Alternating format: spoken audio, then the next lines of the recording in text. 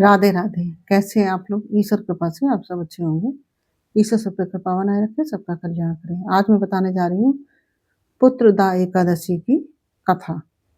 जो पौष मास के जो शुक्ल पक्ष की जो एकादशी होती है उसको पुत्रदा एकादशी कहते हैं। मान्यता है कि इस उपवास को रखने से, इस एकादशी का व्रत रखने से, भगवान विष्णु की पूजा करने से, लक्ष्मी नारायण भगवान की पूजा करने से व्यक्ति को संतान सुख प्राप्त होता है। जिसको संतान नहीं होती उसको संतान की प्राप्ति होती है, और जिनकी संतान होती है वह दीर्घायु होती है और वह स्वस्थ रहती है।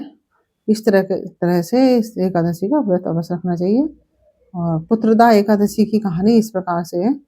किसी समय में भद्रावती नगरी के में से सुकेतु नाम के एक राजा राज करते थे। राजा तथा उसकी पत्नी सैया बहुत ही धार्मिक थी और दोनों ही बहुत धार्मिक प्रवृत्ति के थे।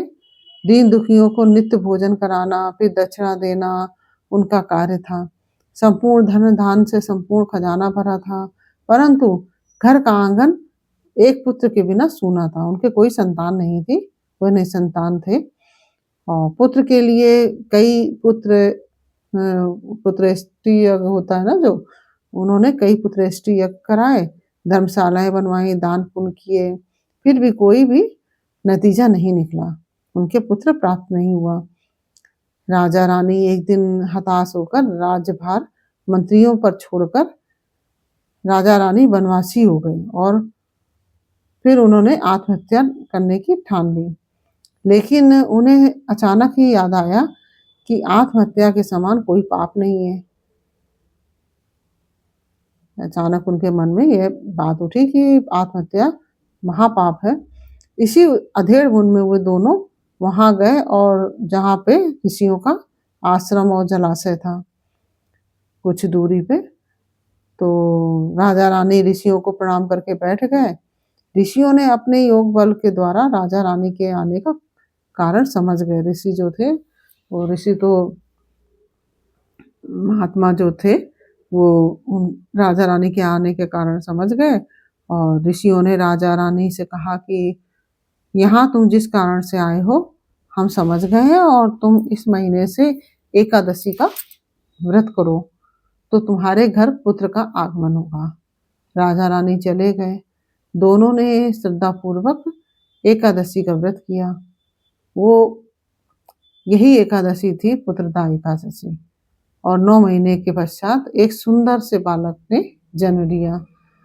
जैसे ही राजा रानी को अपने जैसे भगवान राजा रानी को आपने पुत्र दिया एकादशी महारानी, ऐसी सबको वैसे ही पुत्र ही देना, ऐसी सबके ऊपर प्रभु कृपा बनाए रखना।